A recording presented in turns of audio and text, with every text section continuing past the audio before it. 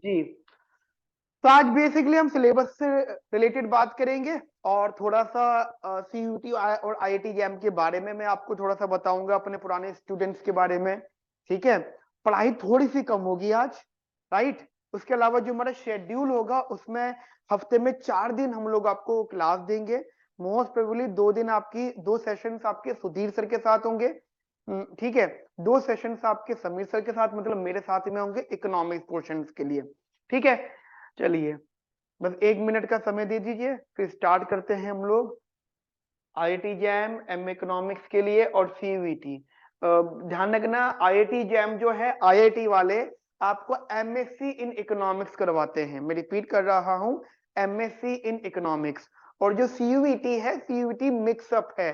CUET एक प्रकार का एक common entrance, common entrance, common university entrance test है, जो अब ऑलमोस्ट सारी यूनिवर्सिटीज इसके अंदर आ चुकी हैं। मैं शॉर्ट में आपको नाम बताता हूं, यहाँ पे शुरू करते हैं डिस्कशन। ठीक है, ओके।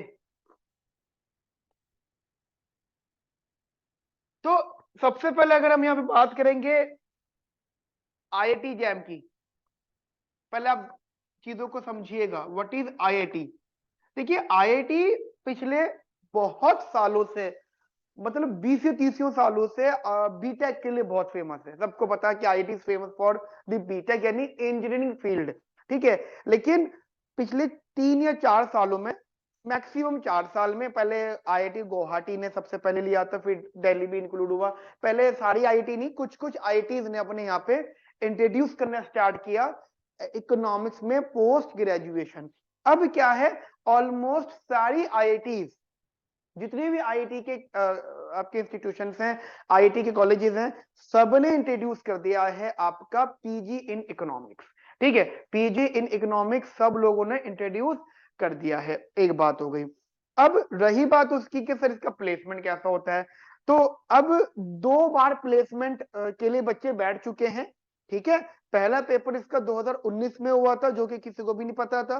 2020 में कैसे कैसे हुआ, कोरोना टाइमिंग पीरियड में। उसके बाद में 2021, 22 और 23, मतलब 23, मतलब 23 वाला, मतलब अब जो होगा 23 का सेशन। ठीक है, जो सेशन, ठीक है। तो अब लोगों को पता लगेगा, और 2 बार स्टूडेंट जो हैं प्लेसमेंट में बैठ चुके हैं। और उनका अगर मैं प्लेसमेंट आपको बता दूं, तो मिनिमम प्लेसमेंट 8 से 10 लाख रुपए का रहा है बच्चों का, और मैक्सिमम 20, 22, 25 तक का पहुंचा है। ठीक है, बहुत ज्यादा नहीं होता कि भाई 50, 60 लाख रुपए, नहीं। वो मैं बता देता हूँ, इनकम कब बढ़ती है, जब आप एक कंपनी में जॉब करते हो, 11 महीने का फर्स्ट कंपनी में एग्रीमेंट होता है, 11 महीने का। उसके बाद फिर आपकी मर्जी है, उसके बाद आपकी सैलरी इंक्रीज होती है, मतलब 2 से 3 साल काम करने के बाद फिर आपकी सैलरीज वगैरह इंक्रीज होती है। ये प्लेसमेंट है आईआईटी जैम का। ठीक है, और इनमें पेपर होने के बाद में जो अलग अलग कॉलेजेस है, आईआईटी दिल्ली है, आईआईटी गुवाहाटी है, ठीक है, ये लोग अपना अपना अलग अलग कट ऑफ निकालते हैं। इंडिया में सबसे फेमस जो है वो आईआईटी दिल्ली है।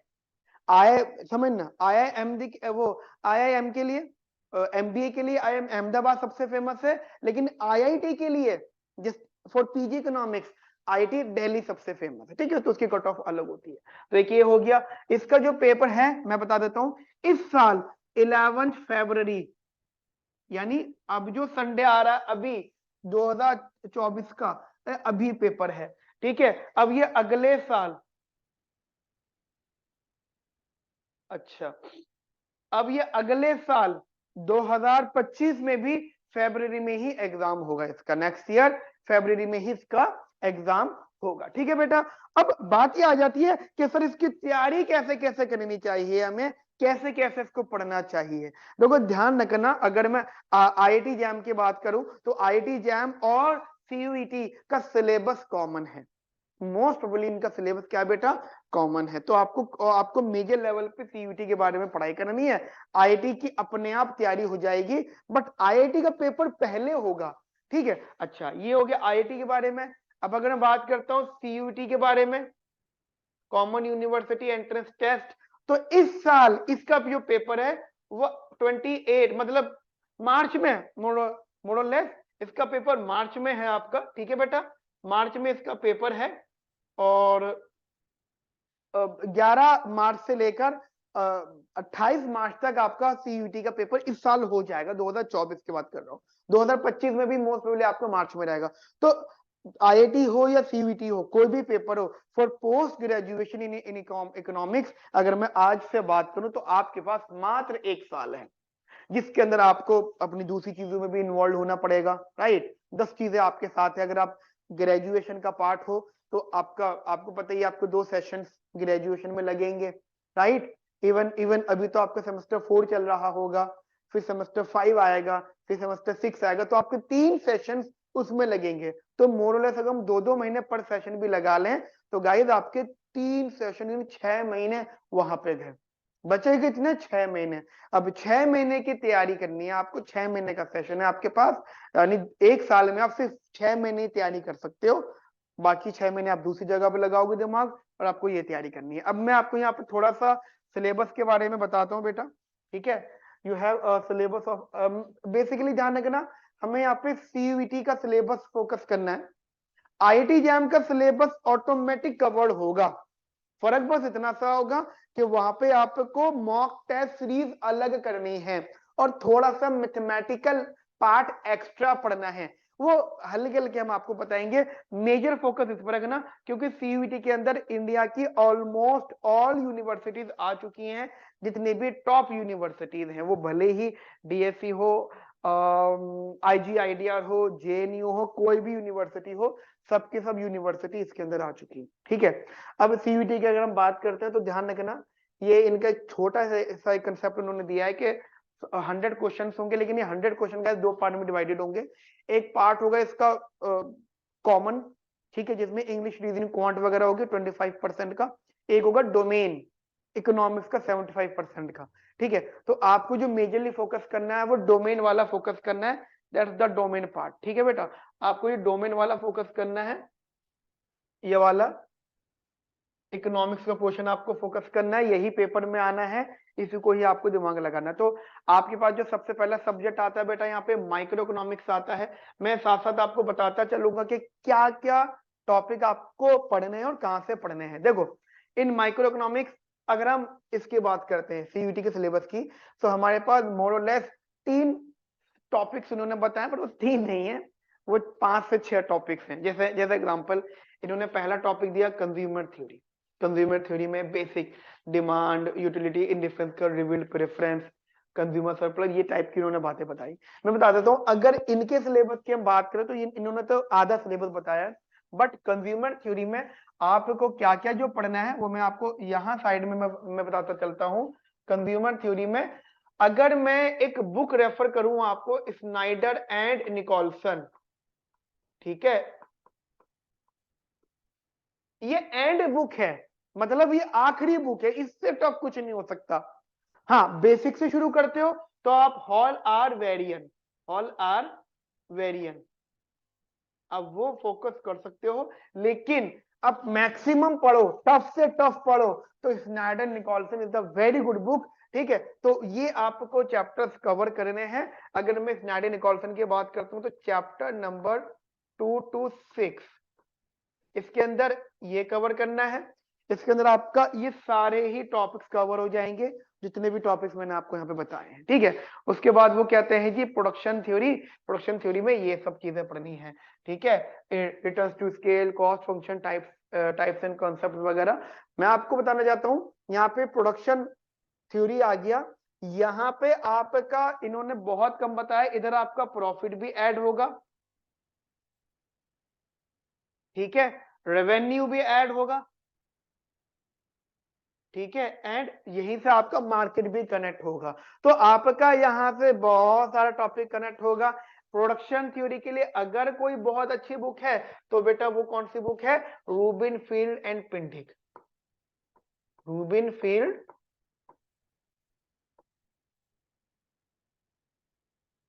एंड पिंडिक, ठीक है, रूबिन फील्ड एंड पिंडिक। तो ये बहुत अच्छी बुक है अगर आप प्रोडक्शन थ्योरी को स्टडी करना चाहते हो, ठीक है। हम मतलब जहां देखो, हमारे जैसा हम पढ़ाएंगे, हमारे तो क्या रेफरेंसेस मल्टीपल हैं, ठीक है, लेकिन हमारी प्रिपरेशन के साथ में आपको अपनी भी एक प्रिपरेशन रखनी है साथ में।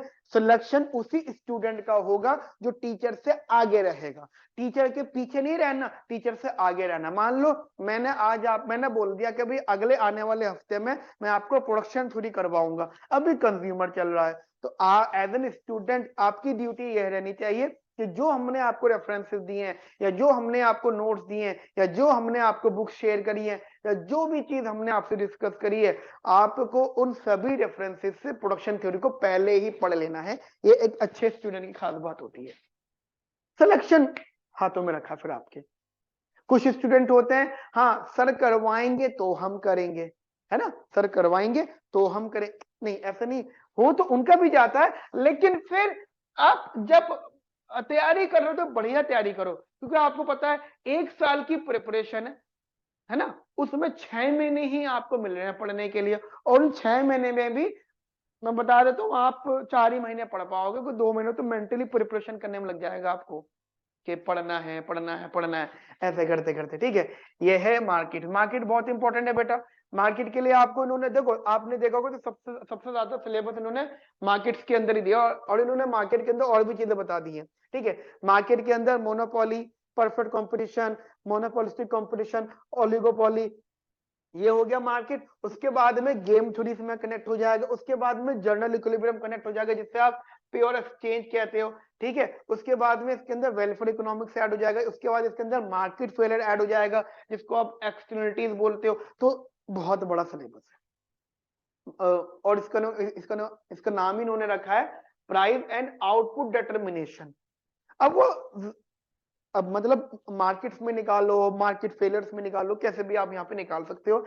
इसके लिए अगर कोई बेस्ट रेफरेंस आपके पास होना चाहिए, मेरे हिसाब से बेस्ट रेफरेंस आपका बेटा यहाँ पे 2 होने चाहिए, एक स्नाइडर एंड निकोलसन। ये बुक खरीद लेना आप, ठीक है, इस बुक को आप परचेज कर लेना, तो मजे होंगे आपके। आप इसको खरीद लेना इस बुक को। मैं आपको बताऊंगा कि खर्चा कहाँ करना है, आप अपनी मर्जी से खर्चा मत करना, मैं बताऊंगा आपको बेटा खर्चा कहाँ करना है। तो स्नाइडर एंड निकोलसन ये बुक आप परचेज जरूर करिएगा। और इसमें एक बुक और है बेटा, रूबिनफील्ड एंड पिंडिक, रूबिनफील्ड एंड पिंडिक। ठीक है, ये भी बुक आप चाहो अगर अफोर्ड कर सकते हो ले लेना, या फिर ये कर सकते हो हम आपको सबकी पीडीएफ भेजेंगे, जो जो चैप्टर्स हम आपको बताएंगे आप उन्हीं चैप्टर्स का चाहो तो परचेज कर सकते हो, उन्हीं चैप्टर्स कोई भी आप चाहो तो ले सकते हो। ठीक है बेटा, आप ऐसा यहाँ पे कर सकते हो। अच्छा आगे यहाँ पे हमारा मार्केट्स खत्म, मार्केट में सब कुछ कवर हो गया। उसके बाद बेटा मैक्रो इकोनॉमिक्स, ध्यान रखना मेन फोकस उन्होंने मैक्रो पर रखा है सीयूटी में और आईआईटी जैम में भी। ठीक है, मेन फोकस मैक्रो में। सबसे पहला टॉपिक नेशनल इनकम, और ये जैसे नेशनल इनकम सबसे पहला टॉपिक है मैक्रो इकोनॉमिक्स में। तो मैं आपको बताना चाहता हूँ नेशनल इनकम सबसे ज्यादा अच्छे से आपको कहाँ से पढ़नी है। एक बुक आती है एबल एंड ब्रेनन के, एबल एंड ब्रेनन के। अब आप बोलोगे सर ये बुक हम खरीदें क्या? नहीं, ये बुक आपको नहीं, आपको कोई बुक लेनी नहीं है हार्ड कॉपी में, ये सारी पीडीएफ में आपको भेज दूंगा। ठीक है, सारी पीडीएफ हम अपने रेगुलर स्टूडेंट्स को भेजेंगे, सब कंटेंट हम आपको देंगे। लेकिन मैंने कहा ना आपको हमसे थोड़ा सा 1-2 स्टेप आगे चलना है अगर सिलेक्शन लेना है। अच्छा देखो, रैंक लेनी है, ठीक है, पढ़ रहे हैं तो बढ़िया पढ़ते हैं, किसने मना करा है? ठीक है, अच्छी बात है ना। दूसरा टॉपिक है इनकम एंड आउटपुट डिटर्मिनेशन। देखो aggregate demand, aggregate supply, effective demand, principle, classical Keynes, इसमें ना आपको सारी चीजें पढ़नी है। जब मैं आपको पढ़ाऊंगा तो मैं आपको इस प्रकार नहीं, मेरे पढ़ाने का अलग तरीका रहेगा। मैं आपको बुक बताता हूँ, हमारे पास टोटल 6 थ्योरीज है जिसके अंदर मैं सारी मैक्रो इकोनॉमिक्स को कवर करता हूँ। मतलब ये जो एडी और एएस है इसको बताने के 6 तरीके हैं, 6 वेज एडीएस को, और सब कुछ एडीएस से ही कनेक्टेड है, सब कुछ एवरीथिंग। ठीक है, एडीएस से ही कनेक्टेड है। जैसे एक थ्योरी आती है pure classical, pure Keynes, pure classical 1, pure Keynes 2 हो गई। एक आती है नियो क्लासिकल यानी N E O, N E O neo classical, neo Keynes, 2 1 और 2 4 हो गई, मतलब 2 पहले तो ये अब 4 हो गई। एक आती है न्यू क्लासिकल और न्यू केन्स, ठीक है, एक आती है न्यू क्लासिकल एंड न्यू केन, ठीक है।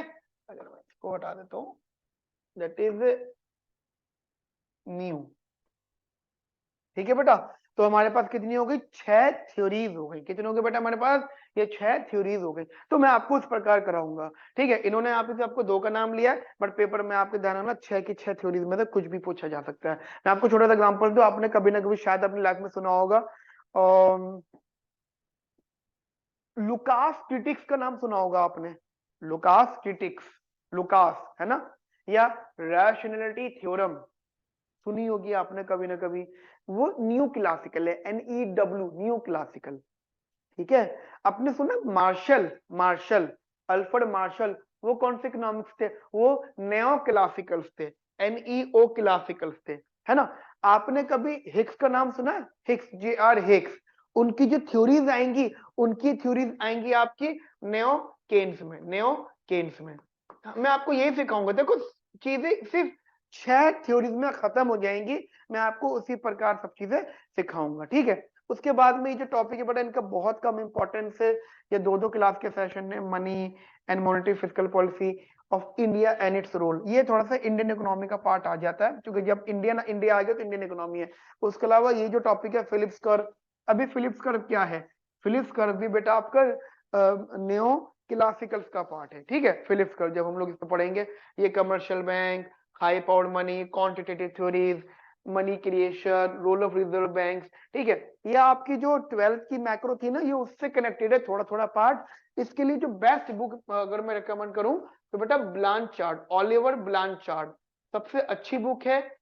अगर आप टीचर से आगे पढ़ रहे हो, ठीक है, थोड़ा सा अपने आप भी पढ़ रहे हो, समय से पहले चीजों को कवर कर रहे हो, तो Blanchard is a very good book, आप वहां से भी चीजों को रेफर कर सकते हो। उसके अलावा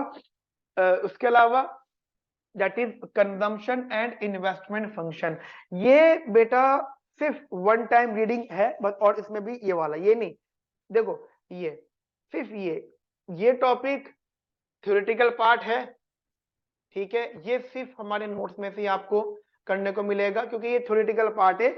ये डॉन बुश में से वैसे तो, लेकिन वो आप इसको सेल्फ में कर नहीं पाओगे क्योंकि थ्योरेटिकल है। तो इसके लिए हम लोग डिस्कशन करेंगे open economy, very very important. Open economy के अंदर सबसे इंपॉर्टेंट मुंडल फ्लेमिंग मॉडल, जिसमें हम ISLM का एक्सटेंशन पढ़ते हैं, एक्सचेंज रेट कैसे अफेक्ट होता है कंट्री की फिस्कल पॉलिसी से और मॉनेटरी पॉलिसी से। मान लो इंडिया ने अपनी फिस्कल पॉलिसी चेंज कर दी, मॉनेटरी पॉलिसी चेंज कर दी, तो उससे हमारा किस प्रकार बदलता है, ISLM में किस प्रकार चेंजेस आते हैं, जिससे हमारा बैलेंस ऑफ पेमेंट अफेक्ट होगा और after that exchange rate affect होगा। वही थ्योरी हमारी मुंडल फ्लेमिंग की होती है। अब मुंडल फ्लेमिंग 3 प्रकार से होता है, एक होता है परफेक्ट मोबिलिटी, एक होता है इम्परफेक्ट मोबिलिटी, ठीक है, और एक होता है परफेक्ट इमोबिलिटी। मोबिलिटी का मतलब होता है इजीली ट्रांसफर हो जाना, ठीक है। यहाँ पे लिखा हुआ ना मुंडल फ्लेमिंग, तो हम इसके अंदर मोबिलिटी वर्ड पढ़ेंगे, मोबिलिटी, ठीक है।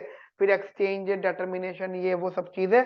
ये इसकी ओपन इकोनॉमी के लिए भी सबसे अच्छा जो रेफरेंस आपको होना चाहिए वो ओलिवर ब्लांचार्ड, बहुत अच्छा समझ में आएगा आपको ओलिवर ब्लांचार्ड से, जहां से हम आपको पढ़ाएंगे। हमारे जो नोट्स वगैरह बने हुए वो इन्हीं रेफरेंसेस वगैरह से ही बेटा बने हुए हैं, ठीक है। एंड आफ्टर दैट बेटा इकोनॉमिक ग्रोथ, देखो बेटा ये ग्रोथ थ्योरी का पार्ट है। ये इतना सा तो नहीं है जितना इन्होंने दे रखा है इसमें। अभी आपका हेरोल्ड डॉमर मॉडल आ गया, ठीक है। देखो उन लोगों से मिस्टेक हुई है, डॉमर है, डॉमरा नहीं है, ठीक है।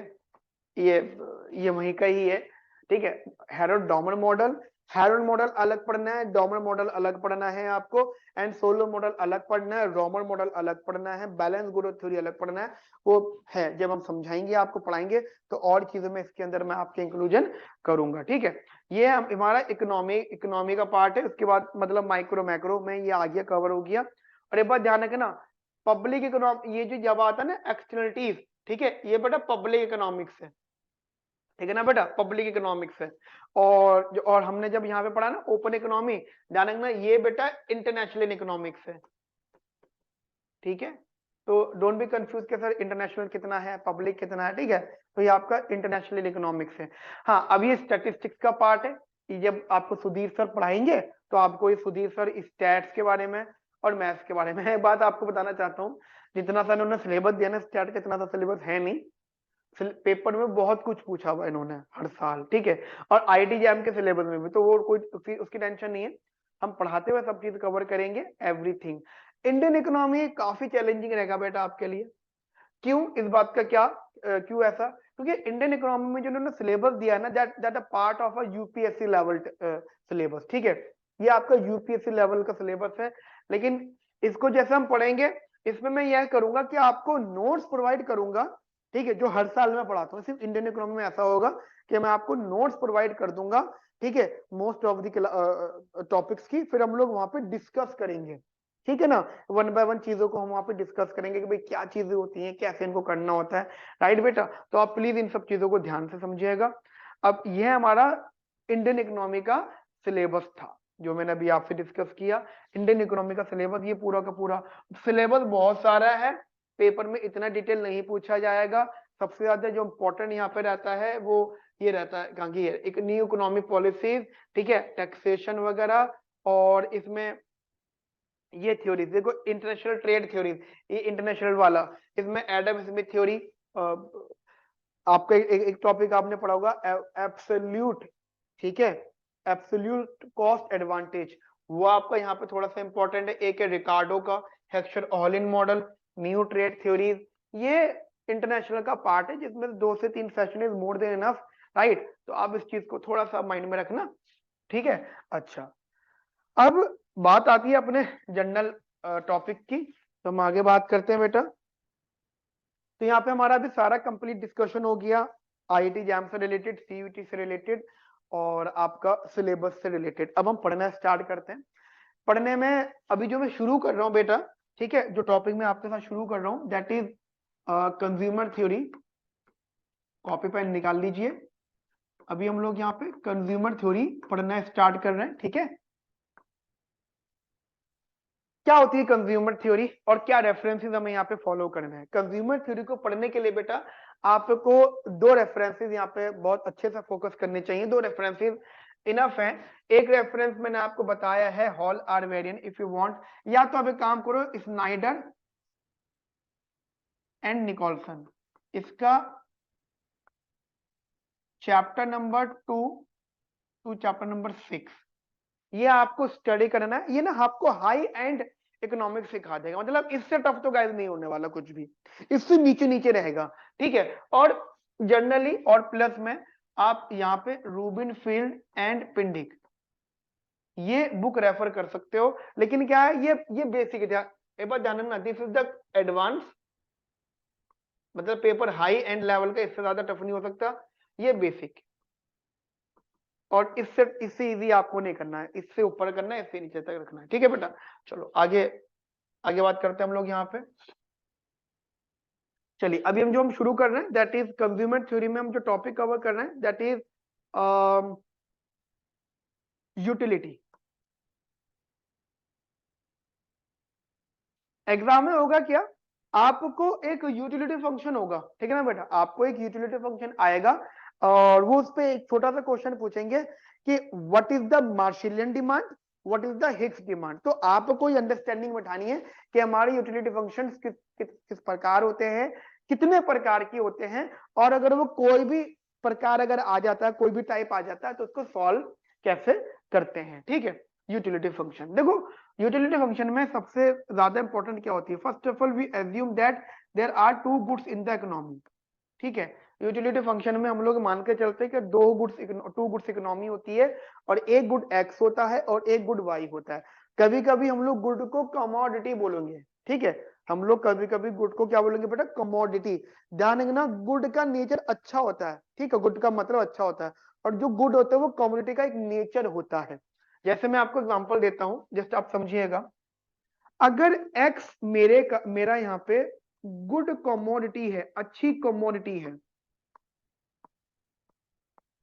ठीक है, अगर एक्स हमारा गुड कमोडिटी यानी अच्छी कमोडिटी है, तो तो उससे मिलने वाली जो यूटिलिटी होगी वो पॉजिटिव होगी, यानी मार्जिनल यूटिलिटी ऑफ एक्स जो होगा वो आपका पॉजिटिव होगा। क्या बोला मैंने, मैं फिर रिपीट कर रहा हूं अपनी बात को, यदि कमोडिटी एक्स जो है गुड है, अच्छी है, तो उसकी वजह से मिलने वाली जो यूटिलिटी होगी वो पॉजिटिव होगी, यानी M U X. What is the M U X? The change in the utility with respect to change in commodity X. Similarly अगर मैं y की बात करता हूं, let's suppose if you talk about y, अगर y आपका गुड कमोडिटी है, ठीक है, अगर y आपका गुड कमोडिटी है, तो ध्यान रखना एम यू वाई आपका यहाँ पे पॉजिटिव होगा। वही चीज उल्टी हो जाएगी यदि x आपका बैड कमोडिटी है, if x is bad commodity, ठीक है, तो आपका एम यू एक्स नेगेटिव हो जाएगा। और अगर y भी आपका बैड कमोडिटी है, ठीक है बेटा, तो आपका एम यू वाई भी नेगेटिव हो जाएगा। तो ये मैटर करता है कि आपको कमोडिटी अच्छी बताई हुई है, बुरी बताई हुई है, ठीक है। अगर कुछ नहीं बता रखा तो ध्यान रखना, कोई भी यूटिलिटी डिफाइन दो प्रकार से होती है, मैं आपको बता देता हूं। हमने बोला कि हमारे पास एक यूटिलिटी फंक्शन है, वो दो हो सकता है, या तो वो कॉन्वेक्स होगा या वो कॉनकेव होगा। और क्या होगा कॉन्वेक्स कॉनकेव?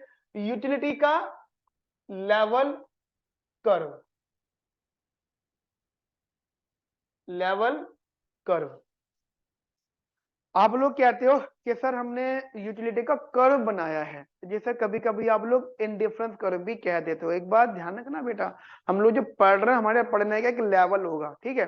हम जो स्टडी कर रहे हैं, हमारे स्टडी करने का, पढ़ाई करने का एक लेवल होगा, हम उस लेवल से पढ़ रहे हैं, ठीक है। आपको पता है कि इनडिफरेंस कर्व क्या होता है? इनडिफरेंस कर्व जो होता है वो कर्व ऑफ द यूटिलिटी होता है। ये आपने आज तक पढ़ा है, बट ये गलत पढ़ा है। 99% लोगों को ये नहीं पता कि जो इंडिफरेंस कर्व होता है, this is not the curve of the utility, it's a level curve of the utility, यानी यूटिलिटी का लेवल कर्व होता है। चलो ये बात हम समझ लेते हैं, अभी लेवल कर्व होता है। अब यूटिलिटी का जो आपका यूटिलिटी का जो लेवल कर्व होता है, ये दो प्रकार का होता है, या तो कॉन्वेक्स होगा या फिर ये कॉनकेव होगा। क्या होगा? या तो ये कॉन्वेक्स होगा या फिर ये कॉनकेव होगा।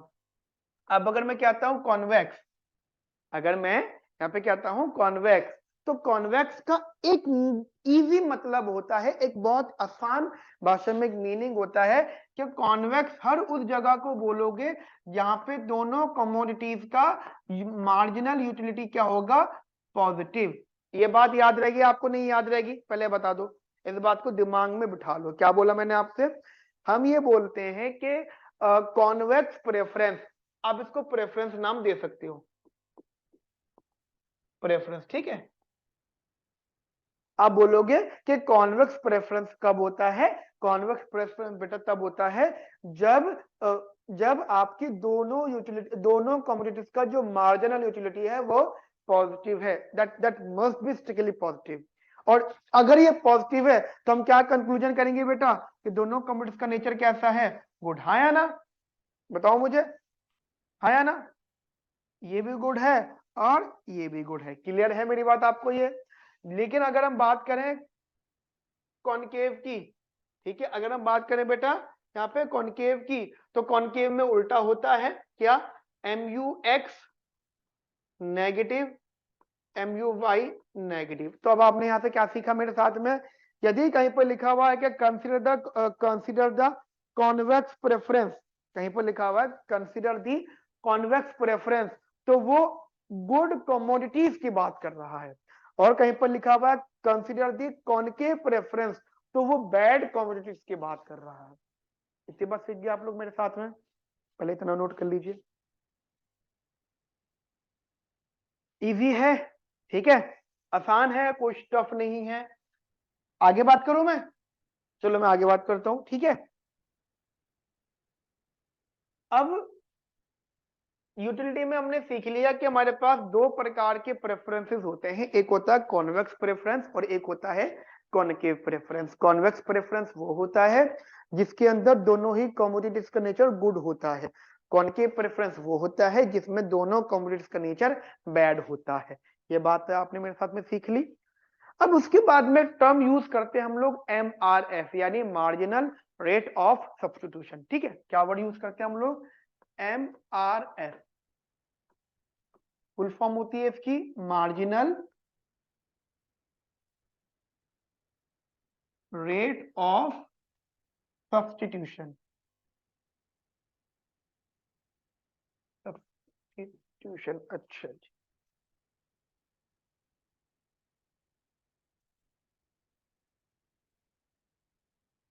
ठीक है, मार्जिनल रेट ऑफ सब्स्टिट्यूशन। देखो एक बात ध्यान रखना, मार्जिनल का मतलब होता है चेंज, है ना। मार्जिनल का मतलब क्या होता है? चेंज, बदलना, बदलाव आना। और सब्स्टिट्यूशन का मतलब क्या होता है? रिप्लेस करना। सब्स्टिट्यूट मतलब कहते हैं रिप्लेस करना, एक चीज को उठा के वहां रख देना, उस चीज को उठा के यहां रख देना, उससे हम कहते हैं सब्स्टिट्यूशन, सब्स्टिट्यूट करना। और मार्जिनल का मतलब होता है चेंज। यानी अगर मुझसे कोई पूछे कि what do you mean by not full form, full form नहीं, मुझसे मीनिंग मुझसे पूछे, मतलब पूछे एमआरएफ का, तो ध्यान रखना एमआरएफ का मतलब होता है ट्रेड ऑफ। क्या मतलब होता है बेटा एमआरएफ का? एमआरएफ का मतलब होता है ट्रेड ऑफ। ठीक है, क्या मतलब होता है बेटा एमआरएफ का? एमआरएफ का मतलब होता है ट्रेड ऑफ, ट्रेड ऑफ। मैं रिपीट कर रहा हूं, क्या मतलब होता है बेटा इसका? इसका मीनिंग होता है ट्रेड ऑफ। अब ट्रेड ऑफ को टेक्निकल वेज में आप ऐसे समझो। अब ट्रेड ऑफ है, मुझे कोई स्टूडेंट, जो लोग क्लास को देख रहे हैं, या आप खुद ही सोचो, चलो ठीक है, शायद बताने में हिचकिचाओ। ठीक है, ट्रेड ऑफ का मतलब क्या होता है? ट्रेड ऑफ का एक आसान भाषा में मतलब होता है, जैसे जैसे चलो ये तो मेरा डिजिटल बोर्ड है। ठीक है, हम पहले पढ़ाते थे व्हाइट बोर्ड पे। ठीक है, ये वाला पेन देख रहे हो आप लोग ये वाला पेन देख रहे होंगे, ये व्हाइट बोर्ड वाला पेन है। ये इसके पीछे जो है ना, पहले व्हाइट बोर्ड था, अब थोड़ा सा तरक्की कर ली हम लोगों ने, अब हमने डिजिटल बोर्ड ले लिया। ठीक है, अब ये व्हाइट पेन है। पिछले साल मैंने इससे पढ़ाया। ठीक है, अभी तक पढ़ाया, 2 महीने पहले तक पढ़ाया है। क्या बात को मुझे बताना, जैसे कि एक पेन है, मैंने एक बार क्लास ले रहा था, इस पेन से मैं एक बार क्लास ले रहा था, मतलब क्लास लेने एंटर हुआ, और व्हाइट बोर्ड था। अच्छा, मैंने ना उस दिन ऐसे ही, मतलब मूड जैसे आज मैंने व्हाइट अंदर हाई नेक पहनी हुई, ठीक है, व्हाइट स्वेट शर्ट पहना हुआ है। गर्मी के दिन तो मैं व्हाइट शर्ट पहन कर आया था ऐसे ही। ठीक है, अब मैंने जैसे ही पेन को ओपन किया, ऐसे खोला, तो उसकी ना इंक निकल के मेरे व्हाइट शर्ट पे गिर गई। यानी उस पेन में से इंक लीक कर रही थी आगे से, और मेरे व्हाइट शर्ट पे गिर गई। घर जाके मेरी क्या हशर हुआ मेरा घर जाके, वो तो कोई बात नहीं, वो तो मैं अपनी दर्द बड़ी कहानी नहीं सुनाऊंगा आपको अभी। मेरा हशर जो होगा घर पे जाके, मतलब व्हाइट शर्ट खराब कर दी मैंने। ठीक है, लेकिन मुझे क्या बताओ, इस पेन को मैंने फिर क्या किया होगा? जैसे अभी क्या किया, अलग रख दिया, फेंक दिया। तो जब मैं इसको अपने से दूर कर रहा हूं, अपने से दूर कर रहा हूं, क्योंकि मेरे लिए खराब पेन है, तो क्या मैं दुखी हो रहा हूं? नहीं, दुखी नहीं हो रहा, मैं खुश हो रहा हूं, क्योंकि अपने से दूर कर रहा हूं, अपने से दूर कर रहा हूं। उसी साइड कॉरस्पॉन्डिंगली अब मेरे पास डिजिटल बोर्ड है, अब मेरे पास ये वाला पेन है, जो मेरे को बहुत अच्छा लग रहा है, मैं बहुत अच्छा लिख रहा हूँ, पढ़ा रहा हूँ इसके ऊपर, मुझे बड़ा मजा आ रहा है। अगर मुझसे कोई आए और ये पेन छीन के भाग जाए, या मुझसे पेन ऐसे करके फेंक दूं, या मैं फेंक दूं, मुझे कोई छीन के भाग जाए, या टूट जाए, गिर जाए, तो मुझे खुशी होगी? नहीं। पहले वाले पेन में तो मुझसे दूर जा रहा था, खुशी हो रही थी, बट इस वाले पेन में मुझसे दूर जा रहा था, दुख हो रहा है मुझे। यानी मैं सैक्रिफाइस वर्ड यूज कर रहा हूं, जब कोई अच्छी चीज मुझसे दूर जा रही है। ध्यान रखना, ट्रेड ऑफ में एक दो वर्ड में से एक वर्ड होता है सैक्रिफाइस। और सैक्रिफाइस आप हमेशा कहां यूज करोगे? सैक्रिफाइस वर्ड यूज करोगे जब आपकी गुड कमोडिटी हो। क्योंकि मैंने एग्जांपल दिया है आपको कि ये जो पेन है मेरा गुड कमोडिटी है, ये जो पेन है मेरे लिए गुड कमोडिटी है, इससे मेरी यूटिलिटी बढ़ रही है, मैं पढ़ा रहा हूं, मुझे अच्छा लग रहा है, मेरे को कोई दिक्कत नहीं हो रही। तो अगर ये मुझसे दूर जाएगा तो सैक्रिफाइस वर्ड यूज करूंगा मैं। और ये मेरे पास अगर आएगा, मान लो ये खो गया या ये खराब हो गया, तो मैं ऑनलाइन ऑर्डर करूंगा जब तक नहीं आएगा मेरी क्लास रुक जाएगी, है ना। मान लो 1 दिन 2 दिन 3 दिन बाद आता, जिस दिन आएगा तो खुश होऊंगा मैं। तो ये जब मेरे पास आएगा तो उसको मैं गेन बोलूंगा, गेन। और गेन भी हमेशा कब होता है? जब कम्युनिटी अच्छी होती है, जब कम्युनिटी अच्छी होती है, जब कम्युनिटी गुड होती है।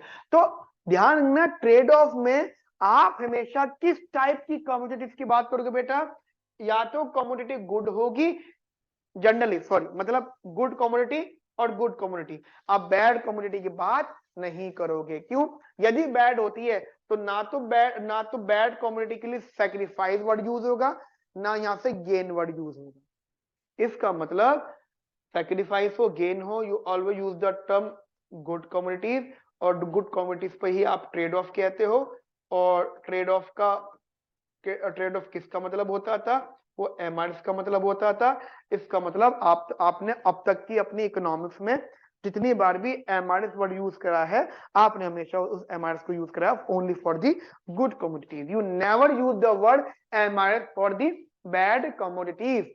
इस बात को दिमाग में रखना, आपने एमआरएस को बैड कमोडिटीज के लिए यूज नहीं किया। आया ना? समझ में आई मेरी बात आप लोगों को बढ़िया तरीके से? बतलाओ मुझे, आपने एमआरएफ को बैड कम्युनिटी के लिए यूज नहीं किया, आपने एमआरएफ को यूज किया only for the good communities. यानी अच्छा गुड कम्युनिटीज में एक खास बात क्या होती है कि इनका एमयूएक्स पॉजिटिव होता है। मान लो एक गुड एक्स और एक वाई है, तो दोनों का ही एमयूएक्स एमयूवाई क्या होगा बेटा? पॉजिटिव होगा। और अगर मुझसे पूछे what is the formula of MRS, तो एमआरएस का फॉर्मूला होता है एमयूएक्स अपॉन में एमयूवाई। लेकिन एक बात ध्यान रखना बेटा, इसके बाहर माइनस होता है। क्यों?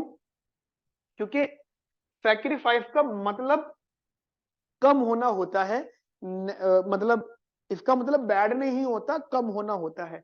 गेन का मतलब बढ़ना होता है, गेन मतलब चीज का बढ़ना, सैक्रिफाइस मतलब चीज का कम होना।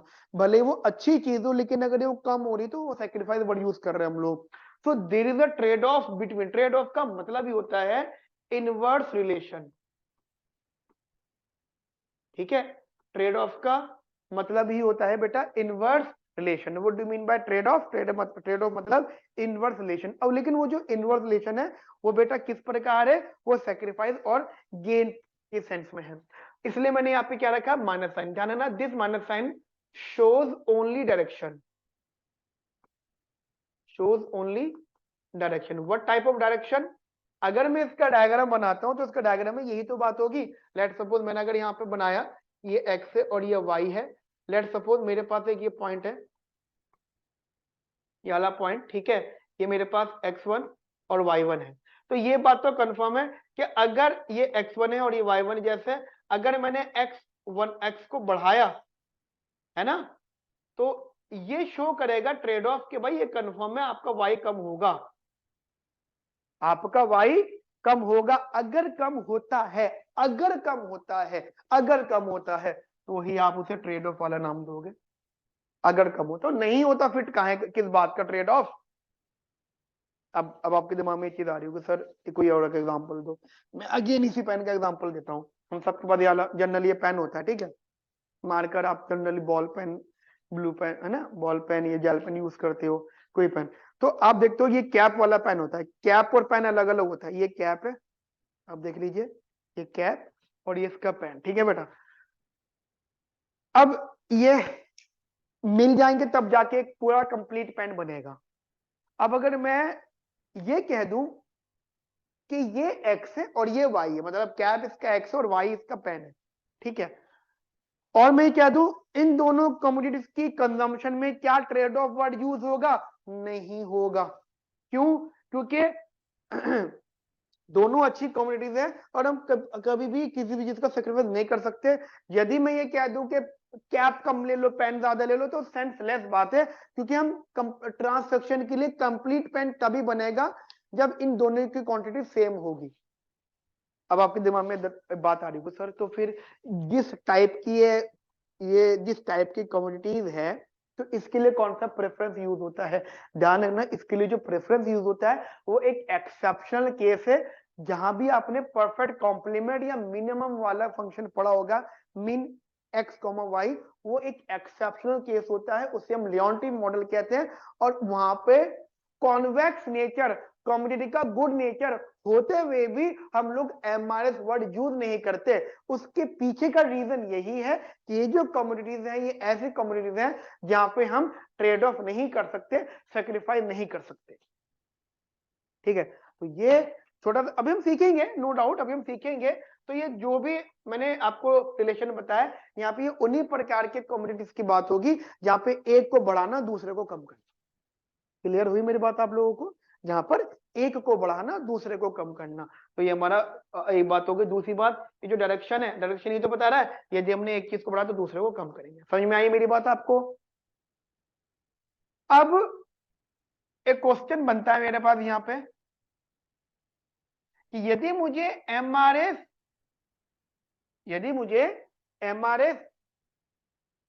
Exist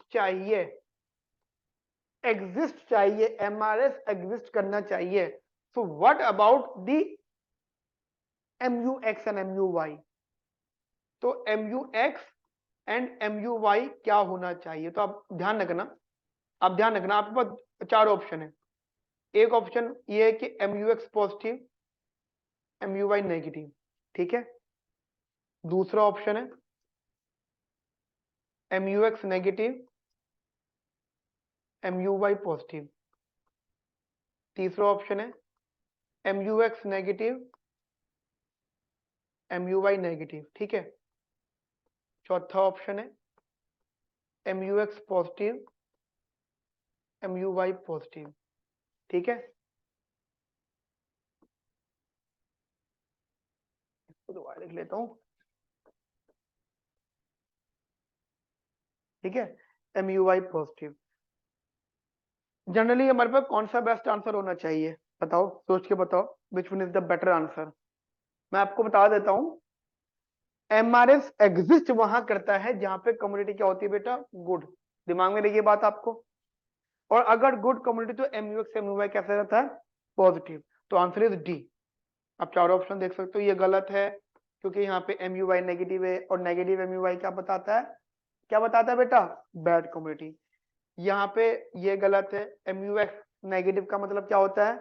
bad community. यहाँ पे दोनों ही नेगेटिव हैं तो बैड कम्युनिटी। ये सही है क्योंकि दोनों यहाँ पे MUX और MUY क्या है बेटा? पॉजिटिव। बात समझ में आई मेरी आप लोगों को? क्लियर? जो लोग मेरी क्लास को रिकॉर्डिंग में देखेंगे कि ठीक है, उनसे ही मैं बात कर रहा हूँ, तो मेरी बात आपको इजीली समझ में आ रही होगी। जल्दी से इसको नोट कर लो, फिर हम आगे जनरल बात करेंगे।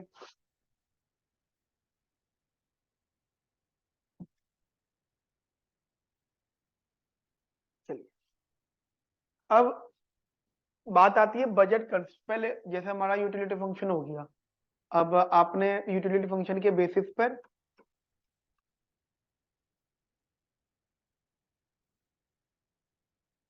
आपने कुछ प्रेफरेंसेस बताया। सबसे पहले जो आपने प्रेफरेंस जनरल बताया, that is utility of XY is equals to Cobb Douglas.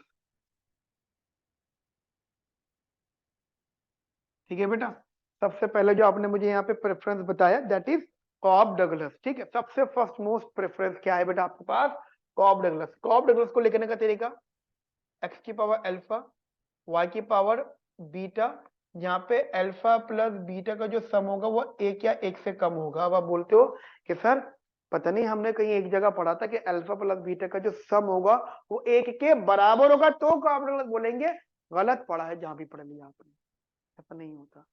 Alpha plus beta का जो सम है वो एक या एक से कम हो। अगर एक से कम भी है, मान लो एग्जांपल देता हूं मैं आपको, मान लो यूटिलिटी दे रखी है x की पावर 1/2, y की पावर 1/3, तो इसका जो सम होगा वो एक से ज्यादा होगा कम होगा? शायद ज्यादा दिख रहा है ना। सोचो। चलो, और मैं और आपके लिए थोड़ा इजी कर देता हूँ, थोड़ा सा इजी इजी इजी कर देते हैं। 1/4 और 1/5। अब तो पक्का है ना कि इसका और इसका सम एक से कम होगा। तो जब पावर का सम एक से कम है, और एक प्रेफरेंस और रख लूं, x की पावर हाफ, y की पावर हाफ, जब दोनों की पावर हाफ हाफ है तो सम क्या होगा? 1। ये 1 हो गया, और power 1/4 plus 1/5 it is 9/20। 9/20 is always less than 1। तो ये क्या, ये भी कॉब डगलस है। पावर का सम एक से एक या एक से कम हो उसे आप कार्बोनल बोलोगे। इतनी बात क्लियर होती है, एक बात हो गई। दूसरी बात, ये कंफर्म है अगर वो ऐसा है तो ध्यान रखना, ये जो अल्फा बीटा होता है ये इनकम इलास्टिसिटी रिप्रेजेंट करते हैं। क्या रिप्रेजेंट करते हैं बेटा? अभी वो हम हल्के हल्के करके सीखेंगे। एक सेशन में आपको इलास्टिसिटीज पढ़ दूंगा, बहुत ही बढ़िया सेशन होगा वो इलास्टिसिटी पर, ठीक है? वो भी हम आगे चल के देखेंगे। आगे बात करते हैं, यहाँ पे डिस्कशन करते हैं हम लोग बेटा यहाँ पर। अब अगर मैं आपसे बोलूं इसका एमआरएस, तो इसका एमआरएस का फॉर्मूला होता है MU(x) अपॉन में MU(y), ठीक है? ये आपका भी यूटिलिटी चल रहा है कंज्यूमर थ्योरी में। ये 2 क्लास में, अभी अभी जैसे आज हमारी पहली क्लास है, ठीक है? अभी तो मैं 1.5 घंटे तक लूंगा, 2:30 बजे तक लूंगा ये क्लास में, ठीक है ना? क्योंकि कुछ लोग अभी लाइव क्लास में हमारे आ नहीं पाए हैं, मैसेजेस आ रहे हैं कि सर प्लीज इसकी रिकॉर्डिंग प्रोवाइड करा देना, तो वो देखते हैं। तो आज तो पढ़ेंगे, लेकिन नॉर्मल जो हमारा सेशन रहेगा रेगुलर क्लास का, वो मिनिमम 1.5 घंटा रहेगा, मैक्सिमम 2 घंटा। तो 1.5 से 2 घंटा हम लोग रेगुलर सेशन में रखेंगे, ठीक है? अच्छा, अब आगे बात करते हैं। MU(x) अपॉन में MU(y), ये इसका फॉर्मूला होता है। और एक बात ध्यान रखना, फॉर दी कंफर्ट जोन हम इसको मोड में रखेंगे हमेशा। एक बात ध्यान रखना, ये जो माइनस साइन होता है ना, ये सिर्फ आपको डायरेक्शन शो करता है, इतना शो कर रहा है कि भाई आपका जो डायग्राम है ना वो डाउनवर्ड स्लोपिंग होगा, दैट्स इट।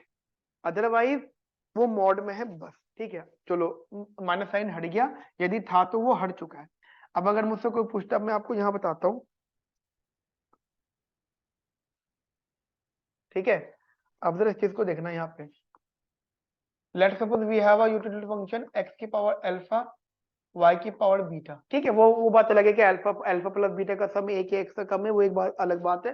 लेकिन पावर बेसिकली x की पावर अल्फा y की पावर बीटा कुछ इस प्रकार है, ठीक है? अब आपने क्या करा बेटा?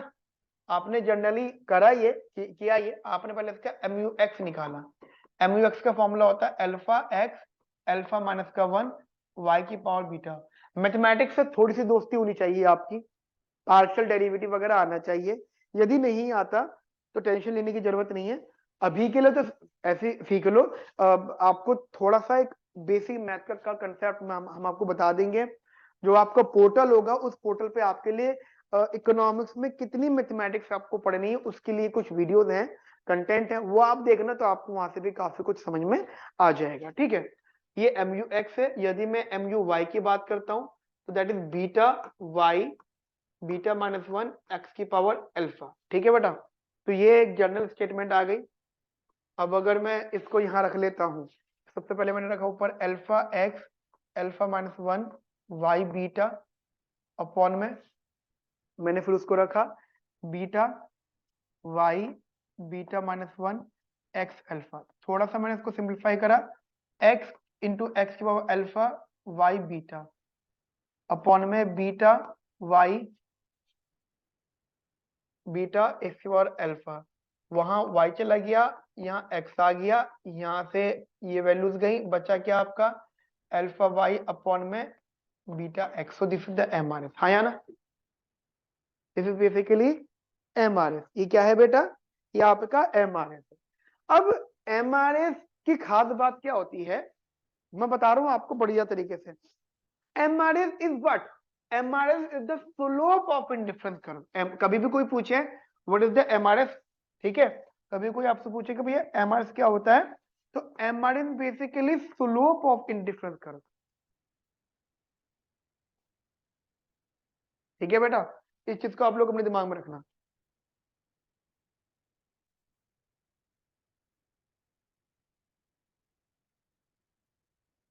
ठीक है? थोड़ा सा एक करके लिख लेते हैं।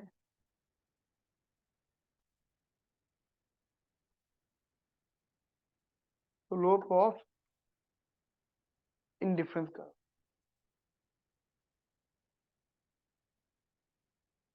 ठीक है बेटा? अब खास बात क्या है कि यहाँ पे आप देखिएगा, यदि जैसे MRS की वैल्यू हो गई,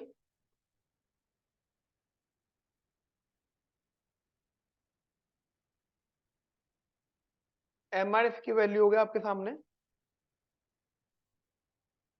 is equals to alpha Y upon में बीटा एक्स। ठीक है, ये हमारे इसकी वैल्यू हो गई।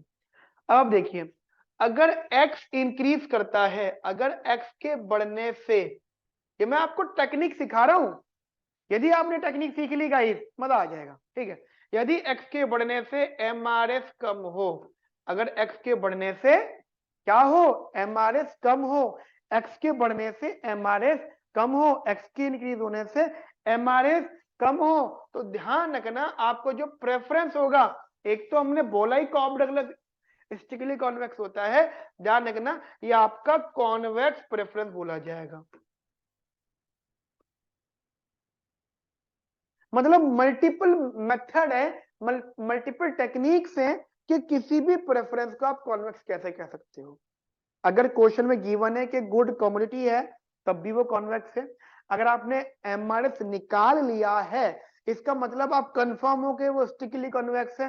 अगर आप कहते हो नहीं सर हमने तो रैंडमली खेल रहे हैं, हमें कुछ नहीं, कभी कभी होता ना कि घर से तो निकल चुके हैं, रास्ता भी चल रहा है, पता नहीं जाकर है, मंजिल पे पहुंच के पता लगता अच्छा हम यहाँ आना चाहते थे। तो मैं वही बताना चाहता हूँ, यदि आपको नहीं पता कुछ भी तो आप एंडिंग करो चीजों की, आखिर तक आओ, फिर आप ये मेथड लगाओ। एक्स को बढ़ने से अगर एमआरएस कम होता है तो आपको जो प्रेफरेंस होगा वो कॉन्वेक्स प्रेफरेंस होगा, और जो आपका कर्व होगा that is known as strictly convex. इस लाइन को हटा देता हूं जरा मैं,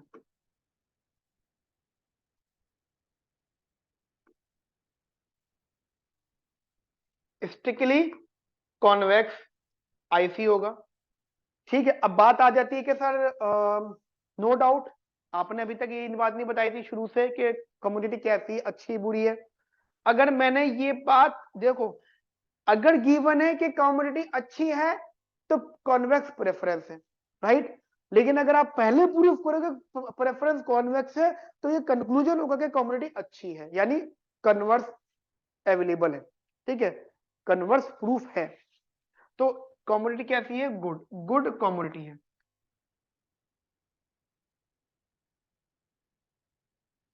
ठीक है बेटा, कम्युनिटी कैसी है, गुड। अब हम कहते हैं गुड कम्युनिटी है। अच्छा, सोल्यूशन ध्यान रखना, अगर गुड कम्युनिटी है, एक्स के बढ़ने से एमआर कम हो रहा है, तो ध्यान रखना टेंजेंसी नेसेसरी हो जाएगी। आप आगे चल के पढ़ोगे कि क्या टेंजेंसी नेसेसरी होती है।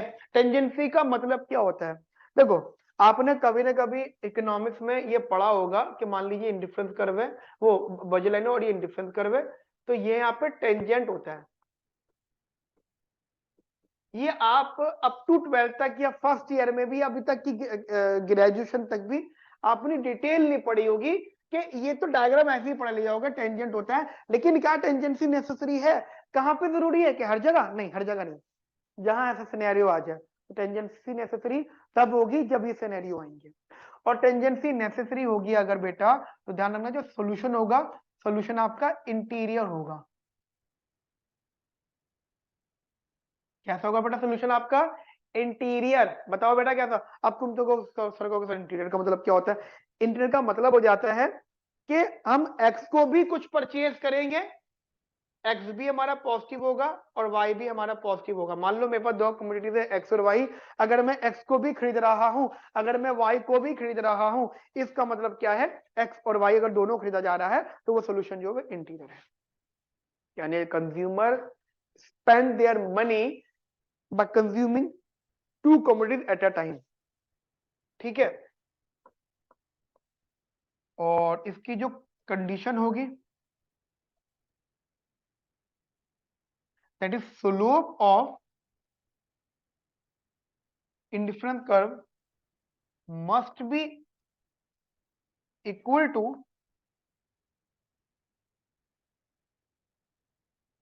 Slope of budget line.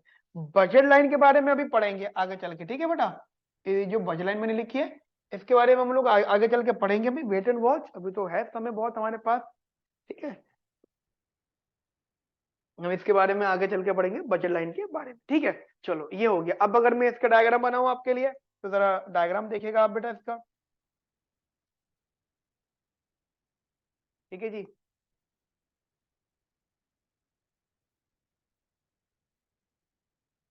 और ये y और ये x, ठीक है जी, ये y, अच्छा जी,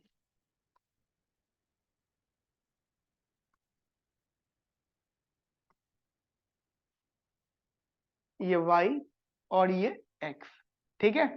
अच्छा, सिंपल इंडिफरेंस कर्व बनाएंगे हम, इसका ध्यान रखना, इसका जो आईसी बनेगा वो कुछ इस प्रकार, क्लियर। आप अभी सोचोगे सर ऐसा क्यों बन रहा है, हमेशा ध्यान रखना, अगर टेंजेंसी नेसेसरी है, हाँ अगर एक चीज मैं और लिख दो आपके लिए यहाँ पर, तो ध्यान रखना ये एसिम्प्टोटिक होंगे। अब आप बोलो सर एसिम्प्टोटिक क्या होता है, ये जो आप जब मैथ्स पढ़ोगे ना, जब आप मैथ्स पढ़ोगे सुधीर सर के साथ, तो ये चीजें बीच में आएंगी आपके, ठीक है, बीच में आप सुधीर सर सिखाएंगे एसिम्प्टोट। एसिम्प्टोट का मतलब होता है कि जैसे ये इंडिफरेंस करो, दिस इज द इंडिफरेंस करो, ये जो इसकी टेल है, ये टेल है और इसका हेड है, तो टेल और हेड कभी भी एक्सिस को टच नहीं करेंगे बेटा, it's they never touch the axis. Clear है मेरी बात आप लोगों को बढ़िया तरीके से, जो टेल होगा या हेड होगा वो कभी भी एक्सिस को टच नहीं करेंगे, इसलिए उन्हें एसिम्प्टोटिक हम यहाँ पे कहते हैं। क्लियर है बढ़िया तरीके से आप लोगों को। तो ये मैंने अभी आपसे डिस्कस किया कॉब डगलस प्रेफरेंस, ठीक है, कॉब डगलस प्रेफरेंस, ठीक है। तो ये भी हमारा डिस्कशन हुआ। आज की क्लास में फिलहाल इतना रखते हैं, ठीक है। आज जैसे हमने पढ़ा डेमो, क्योंकि डेमो थोड़ा छोटा ही रहना चाहिए, आपको अंडरस्टैंडिंग हो जाएगी अभी, क्योंकि हमने थोड़ा सा सिलेबस का डिस्कशन किया, डेमो में हमने थोड़ा इको का डिस्कशन किया।